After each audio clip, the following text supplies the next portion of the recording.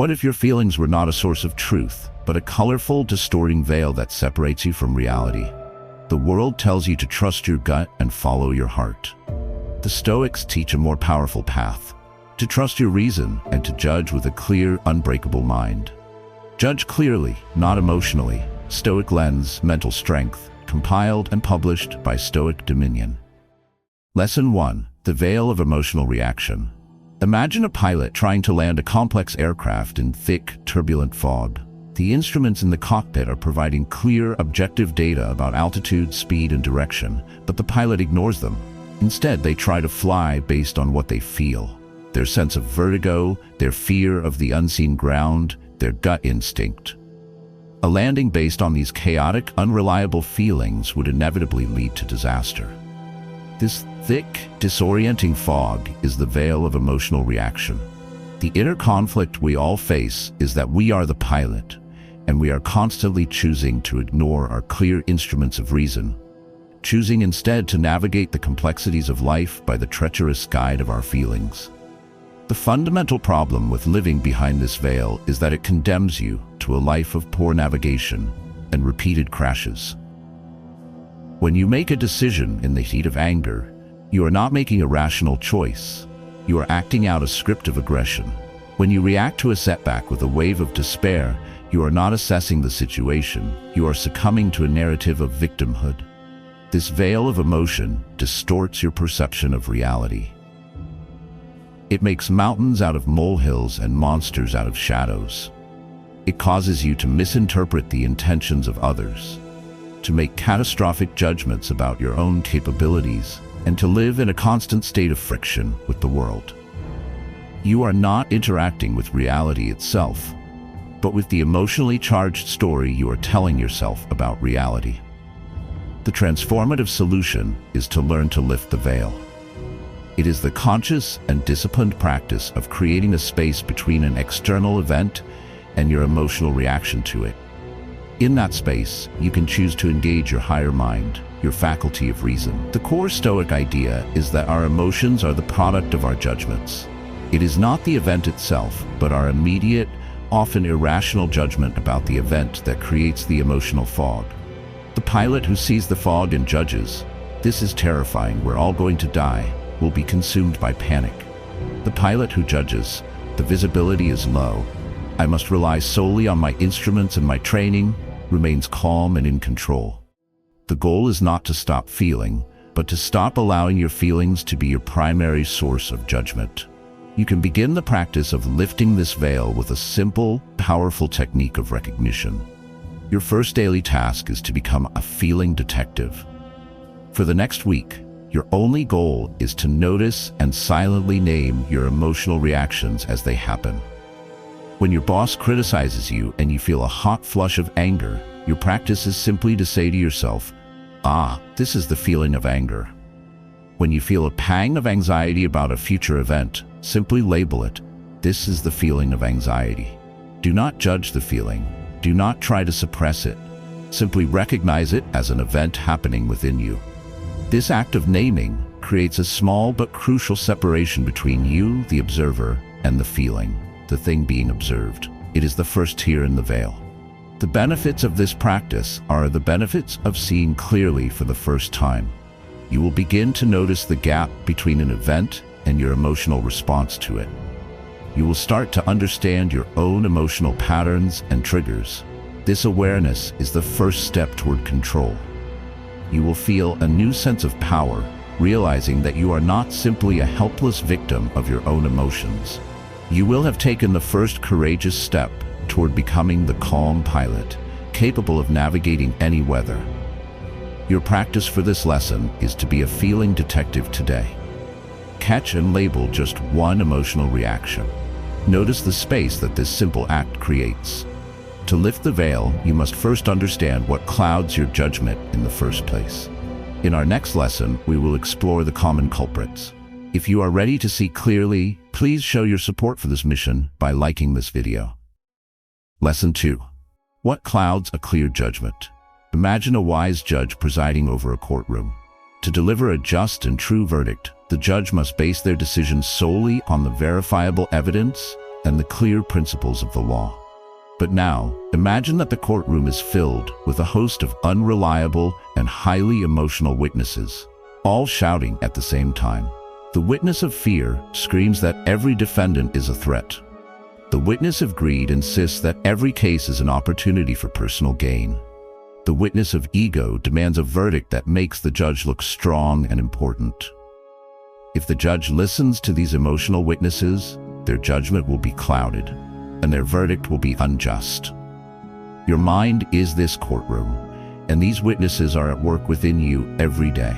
The inner conflict is that we often mistake the shouting of these unreliable witnesses for the voice of truth. The fundamental problem is that these emotional and cognitive biases are the sworn enemies of clear judgment. They are the sources of the fog that clouds our mental lens. Our ego, our desire for our own importance to be confirmed, makes us defensive to criticism and blind to our own flaws. Our fear makes us catastrophize minor setbacks and avoid necessary risks. Our tribal instincts make us quick to judge those outside our group and quick to forgive those within it. Our desire for comfort makes us choose the easy, familiar path over the difficult, correct one. When we are unaware of these powerful forces, we are their puppets. We believe we are making rational decisions, but in reality, our verdicts are being dictated by the most emotional and irrational voices in our inner courtroom. The transformative solution is to become the wise judge of your own mind. It is the practice of learning to identify, question, and dismiss the testimony of your unreliable inner witnesses. The core Stoic idea is that the primary work of a philosopher is to be a vigilant gatekeeper of their own mind. They must rigorously examine every thought, every impression, and every judgment to determine its origin and its validity. Is this thought born from reason or from fear? Is this judgment based on objective reality or on the biased demands of my ego? This internal cross-examination is the process by which we clear the courtroom of perjury and allow the clear, quiet voice of reason to be heard. Your second daily task is to identify your primary emotional bias. We all have one or two witnesses that tend to shout the loudest. Are you primarily driven by fear? By a need for approval? By anger? By your ego's desire to always be right? Your practice is one of honest self-reflection. Look back at your biggest mistakes and your most regretful decisions. What was the underlying emotional driver? Identify your primary culprit. Once you have identified your bias, your next step is to give it a name. You might call it my fear monster or my angry ego. This may seem silly, but it is a powerful technique for creating separation. When a familiar defensive thought arises, you can now say, that's just my angry ego talking again. I don't need to listen to him. The benefits of identifying what clouds your judgment are profound. You will develop a deep self-awareness that allows you to catch your own worst patterns in the act. You will stop being a puppet to your own biases and begin to make choices that are truly free and rational. Your decisions in all areas of life, from your career to your relationships, will dramatically improve. You will feel a sense of power that comes from knowing you can trust your own mind because you have learned how to be a just and vigilant judge within it. Your practice for this lesson is to spend some time in quiet reflection this week. Identify your primary emotional bias. Give it a name so you will recognize it the next time it tries to take the stand. Once you can identify the clouds, you can begin to see the world through a new, clearer lens, the Stoic lens. In our next lesson, we will explore what this looks like. To continue this journey, please subscribe to the Stoic Dominion channel. Lesson 3. The world through the Stoic lens. Imagine you are given a special pair of eyeglasses. This is not ordinary glass. This is a Stoic lens, ground and polished by the wisdom of philosophers. When you look at the chaotic, colorful, and emotionally charged world through this lens, something magical happens. Things that once seemed terrifying now appear manageable. Things that once made you angry now seem insignificant. The distracting glitter of fame and luxury fades, while the quiet glow of virtue and character becomes brilliantly clear. This lens does not change the world. It changes your perception of it, allowing you to see it with perfect, rational clarity. The inner conflict we face is that we spend our lives looking at the world through a distorted emotional lens, without ever realizing that a clearer, more powerful lens is available to us. The fundamental problem with our default emotional lens is that it is a lens of judgment and attachment. We don't just see events, we see good events and bad events. We see a promotion as good, which leads to elation and a fearful attachment to our job. We see a criticism as bad, which leads to anger and defensiveness. This lens makes our inner peace entirely dependent on the chaotic and uncontrollable flow of external events. It is a lens that is designed to create suffering. It ensures that we are on a perpetual emotional roller coaster, because the world will never stop providing us with a mix of events that we have prejudged as good and bad. The transformative solution is to consciously choose to take off the default emotional lens and to put on the Stoic lens. The core idea of this lens is that it filters the world through the principle of virtue.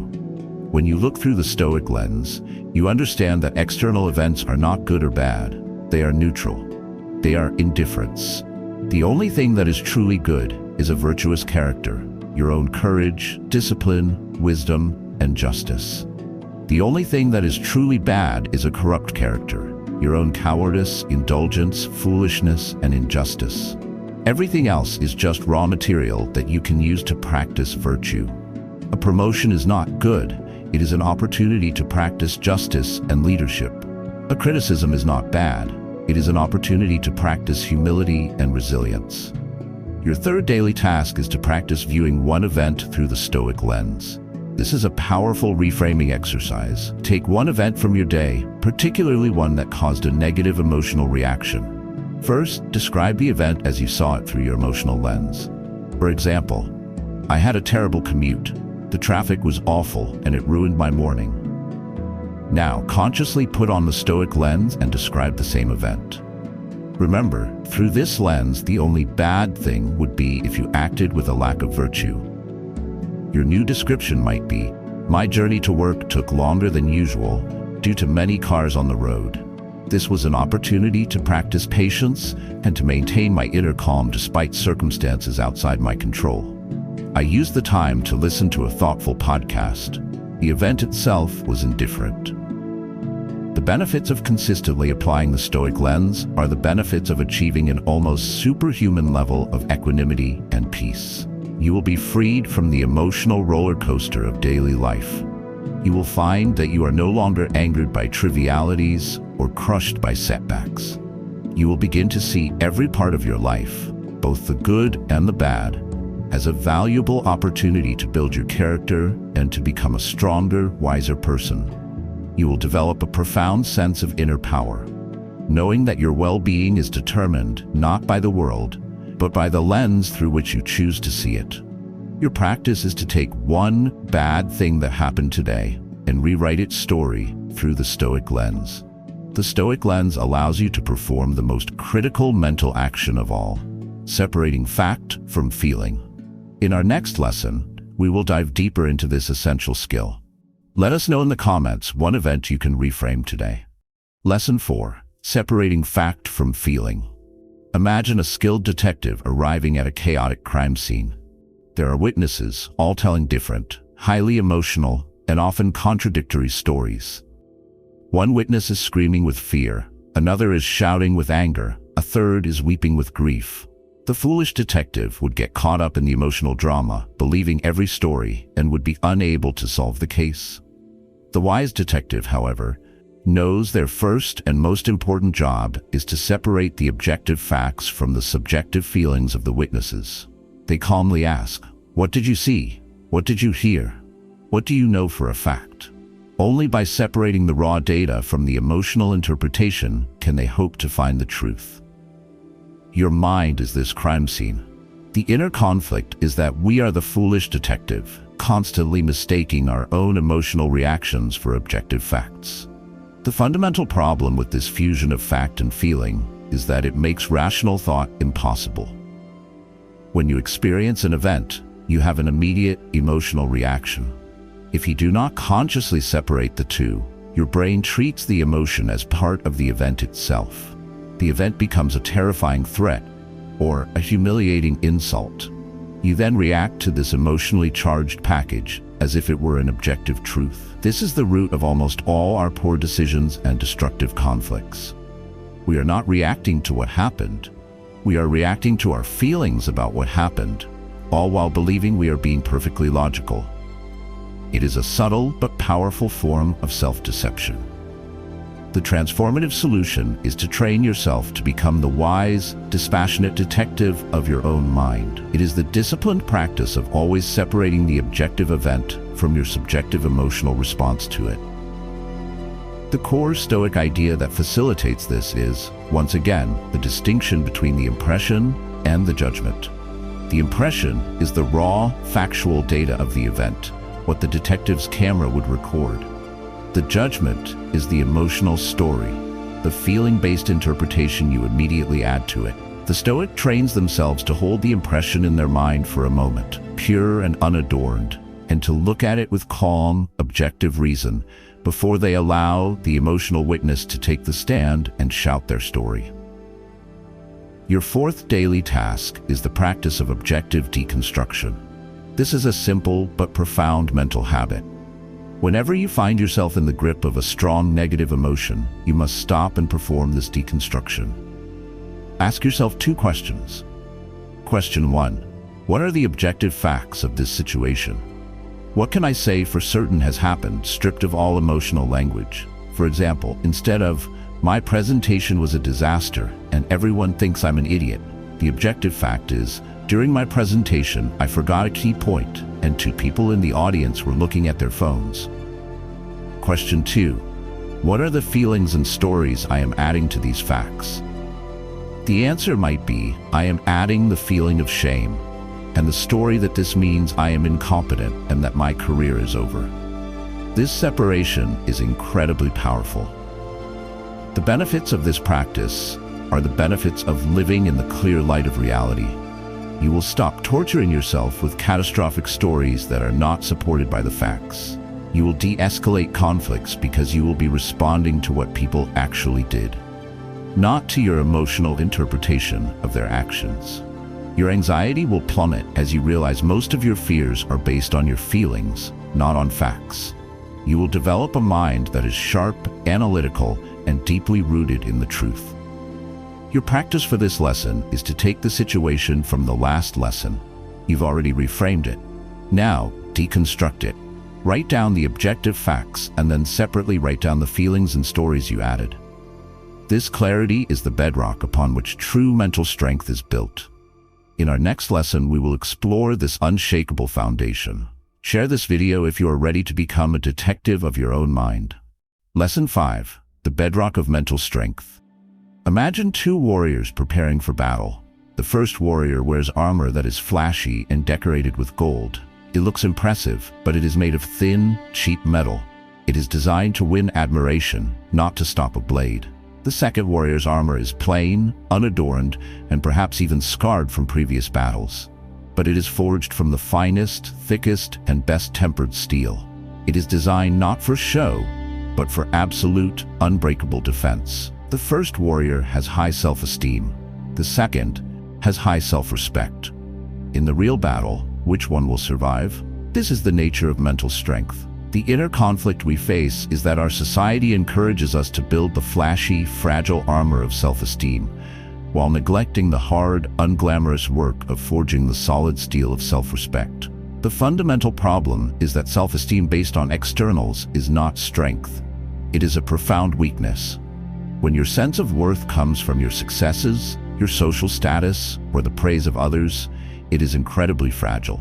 You live in constant fear of losing these things. A single failure, a single criticism, can shatter your entire sense of self. This forces you into a defensive, ego-driven posture. You cannot admit your mistakes, you cannot take constructive feedback, and you cannot be vulnerable because any of these things could shatter your fragile armor. This is a weak and anxious way to live. True mental strength cannot be built on such a flimsy foundation. The transformative solution is to shift your entire life's project from the pursuit of self-esteem to the forging of self-respect. The core Stoic idea is that self-respect is the only form of validation that matters, and it can only be earned internally. It is not based on what you have or what others think of you. It is based entirely on your commitment to living a life of virtue and character. Self-respect is the quiet, internal knowledge that you are a person who does the right thing, even when it's hard.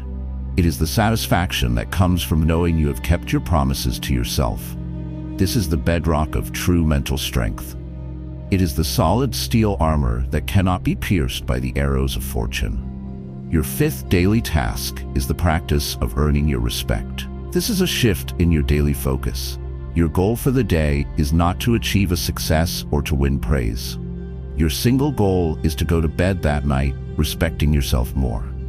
You do this by deliberately taking on a character-defining action.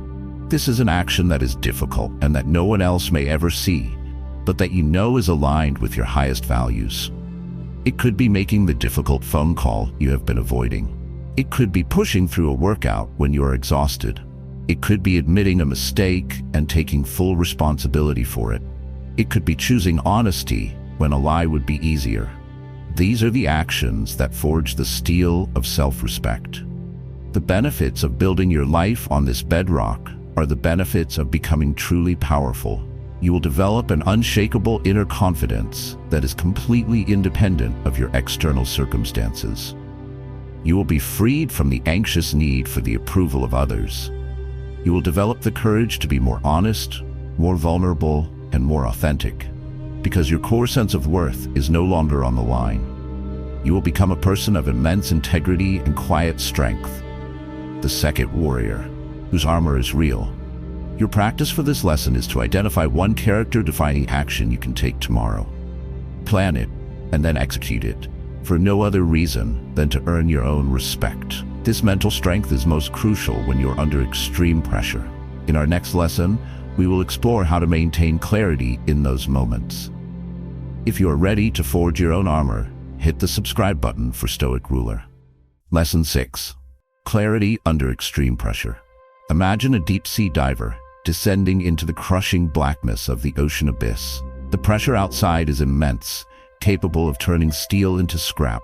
The diver's survival depends entirely on their training, their adherence to procedure, and their ability to maintain a calm, clear mind in an environment that is designed to induce panic. A single moment of lost clarity, a single panicked decision would be fatal. This is a metaphor for maintaining your own mental clarity under the extreme pressures of life. The inner conflict we face is our natural tendency to crack under pressure. When the stakes are high, when we are being judged, when the outcome is uncertain, our minds tend to abandon reason and descend into a fog of panic. The fundamental problem is that the moment you need your mind the most is the very moment it is most likely to desert you. The physiological response to pressure, the flood of adrenaline and cortisol, is designed for primitive survival, not for complex, rational thought. It actively shuts down the prefrontal cortex, the seat of your higher reasoning. This is why people go blank during a presentation, make foolish mistakes in a crucial negotiation, or lose their temper in a high-stakes argument. Your mental clarity is a casualty of your own stress response. You are trying to navigate the most dangerous part of the dive with a mind that has been hijacked by its most primitive fears. The transformative solution is to not just hope you will be clear-headed under pressure, but to specifically train for it. It is the practice of becoming the master deep-sea diver of your own psychology. The core Stoic idea is that we must be like wrestlers, training our minds for the specific challenges we will face. The Stoics used practices like premeditatio malorum, the premeditation of evils, as a form of mental simulation. They would run pressure drills in their minds, rehearsing their response to failure, betrayal, and loss.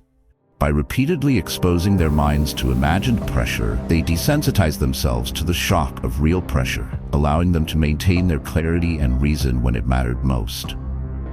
Your sixth daily task is the pressure inoculation exercise.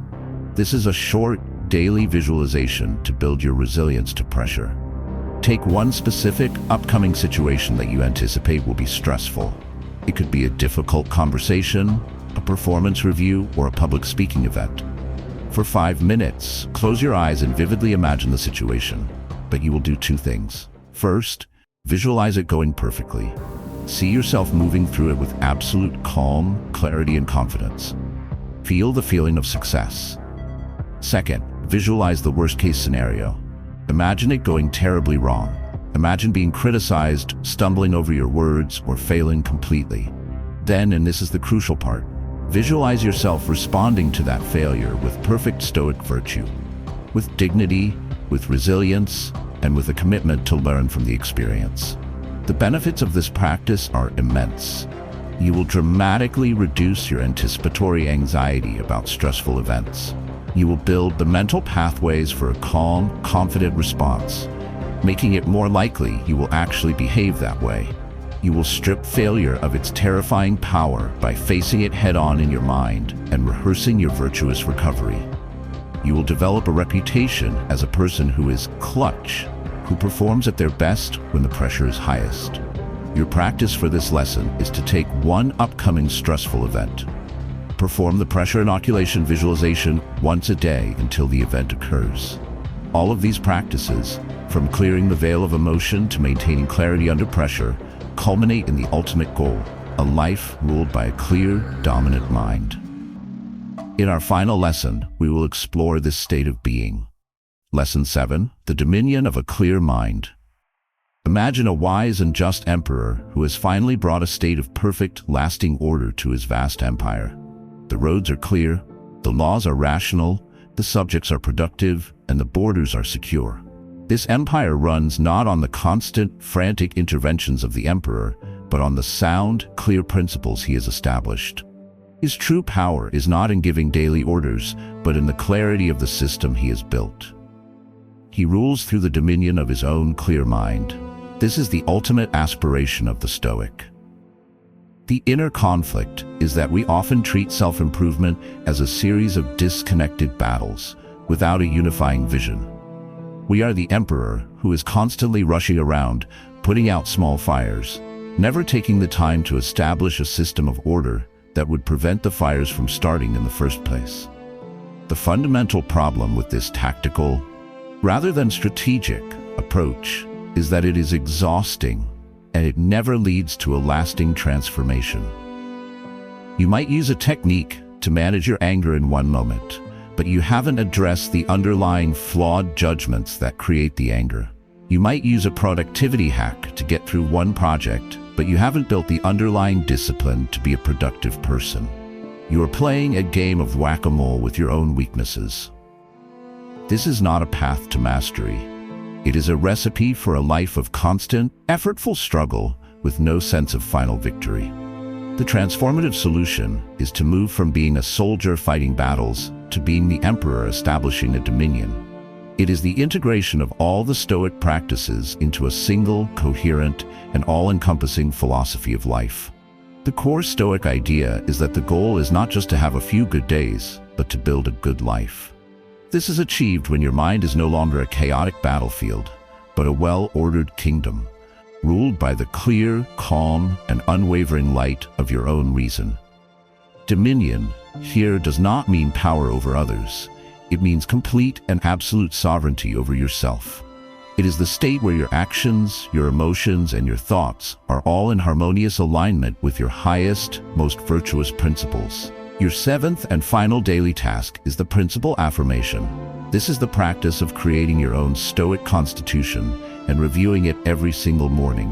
Take a single piece of paper or a page in your journal. At the top, write down your life's ultimate purpose as best as you can define it. Then, list the 3 to 5 core principles or virtues that you will use to govern your inner kingdom. These are your laws. They might be, I will distinguish what I can and cannot control. I will meet every event with virtue. I will value my character above my reputation. Every morning, without fail, your task is to read this constitution aloud to yourself. This is the emperor, reviewing the laws of his kingdom, reminding himself of the principles upon which his entire dominion is built. The benefits of this final, unifying practice are the benefits of a life lived with profound purpose, integrity, and peace. You will no longer be a collection of conflicting impulses, but a unified, powerful whole. You will make decisions with ease and clarity, as they will all be filtered through your core principles. You will achieve a state of lasting tranquility, the eudaimonia of the ancient philosophers, because your inner kingdom will finally be at peace. You will have achieved the ultimate victory, the dominion of a clear mind. Your final practice is to take the time this week to write your own Stoic constitution. Define the laws you will live by. You have journeyed through the 7 pillars of Stoic mental strength. From lifting the veil of emotion to establishing the dominion of a clear mind, this is the path to judging clearly and building an unbreakable character. Remember, the quality of your life is determined by the quality of your judgments. Thank you for your time and your dedication with Stoic Dominion. If this journey has provided you with value, please support our mission by liking this video, commenting with your own insights, and subscribing for more wisdom on the path to an unshakable life.